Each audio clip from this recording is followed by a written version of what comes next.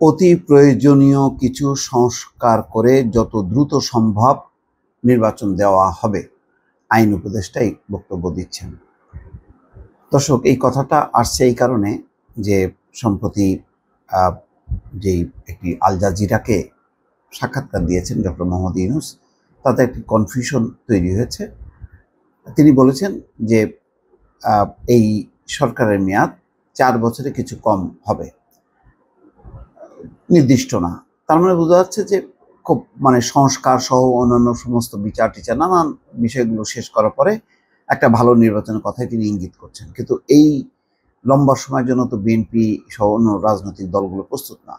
যদিও জামাত ইসলামীর মনোভাবটা পরিষ্কার না, হয়তো তারা এই ব্যাপারে নমনীয়, তাদের এতে কোনো সমস্যা নেই। কারণ তারা জানে যে নির্বাচন আসলে এই সময় নির্বাচন আসলে বিএনপি ছাড়া অন্য কোনো দলের ক্ষমতায় যাওয়ার সম্ভাবনা নেই।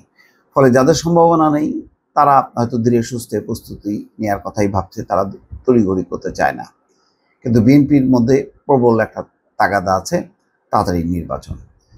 তো এই অবস্থার মধ্যে যখন নাকি প্রধান উপদেষ্টা এমন একটি বক্তব্য সামনে এনেছেন এবং সমস্ত গণমাধ্যম সেইভাবে কোট করেছে, যদিও প্রেস উপদেষ্টা বলছেন যে না, তিনি এইভাবে বলেননি বিষয়টি। অন্যদিকে কয়েকজন উপদেষ্টা বলছেন যে এটা বিপ্লবী সরকার, নির্বাচন দেওয়ার জন্য এই সরকার ক্ষমতায় আসে নাই, শুধু নির্বাচন দেওয়ার জন্য আসে নাই। তারপরে কেউ কেউ বলছেন যে প্রয়োজনীয় সংস্কার শেষ করে তারপরে নির্বাচন। কিন্তু ওই প্রয়োজনীয় সংস্কারটার ডেডলাইন ঠিক কবে আর নির্বাচনটা কবে, এর কোনো ডেডলাইন পাওয়া যাচ্ছে না, যার কারণে একটা অস্বস্তি আছে রাজনীতিতে। এইটা সবাই উপলব্ধি করছেন। সম্ভবত এই অবস্থার আলোকে সাংবাদিকরা যখন নাকি আইন উপদেষ্টা আসিফ নজরুলকে প্রশ্ন করেছেন, তখন তিনি বলেছেন যে অতি প্রয়োজনীয় কিছু সংস্কার করে যত দ্রুত সম্ভব নির্বাচন দেওয়া হবে। এটাও কোনো ডেডলাইন নেই, তবুও বোঝা যাচ্ছে যে এটা খুব দ্রুত একটা তাগিদ আছে। সেটা এখন সেই দ্রুতর সময়টা কত সেটা নিয়ে হয়তো বিতর্ক করা যেতে পারে। তো তিনি বলছেন অতি প্রয়োজনীয় কিছু সংস্কার করে যত দ্রুত সম্ভব নির্বাচন দেওয়া হবে। মঙ্গলবার সচিবালয়ে এক সংবাদ সম্মেলনে সাংবাদিকদের প্রশ্ন দেওয়া হবে, তিনি এই কথা বলছেন। সংবাদ সম্মেলনে এক সাংবাদিক প্রশ্ন করেন অন্তর্বর্তী সরকারের বিষয়ে সর্বত্রই একটি প্রশ্ন শোনা যায়, সেটি হলো তারা কতদিন থাকবে, তাদের মেয়াদ কতদিন হবে, নির্বাচন কবে হবে। এই বিষয়ে আসিফ নজরুল জবাব দিতে গিয়ে বলেন, এটি আইন মন্ত্রণালয়ের বিষয় নয়, তবে আপনাকে একটি বিষয় বলি, আমরা মোস্ট এসেনশিয়াল কিছু সংস্কার করে যত দ্রুত সম্ভব নির্বাচন দেব।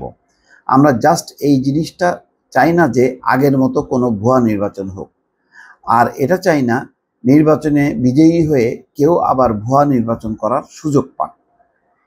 এটা ছাড়া আর কোনো স্বার্থ নেই। তার মানে খুব পরিষ্কার যে আগের মতন ভুয়া নির্বাচন হোক, তড়িঘড়ি করে নির্বাচন হলে সেই দিকেই হবে। আবার নির্বাচনে কেউ বিজয়ী হয়ে আবার সেই ভুয়া নির্বাচন করার মতন কোনো সুযোগ যাতে কেউ না পায়, তেমন একটা কাঠামোর কথা হয়তো তিনি বলছেন। আসিফ নজরুল বলছেন, অন্তর্বর্তী সরকারে যারা আছেন তাদের অধিকাংশই যত তাড়াতাড়ি সম্ভব নিজের পেশায় ফিরে যাওয়ার জন্য আগ্রহী।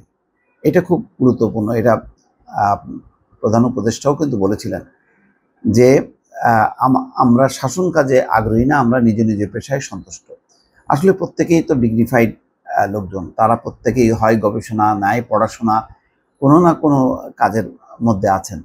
তো এটা তো একদম একটা পলিটিক্যাল কি বলে অ্যাক্টিভিটিস। সরকার চালানো মানে একটা রাজনীতি মোকাবেলা করা, তার অনেকগুলো প্রতিপক্ষ থাকে, অনেকগুলো গ্রুপ থাকে, তাদের বিরুদ্ধে প্রতিনিয়ত রাজনৈতিকভাবেই সংগ্রাম করতে হয়, যেটা এখন অন্তর্বর্তী সরকার করতে বেশ হিমশিম খাচ্ছে।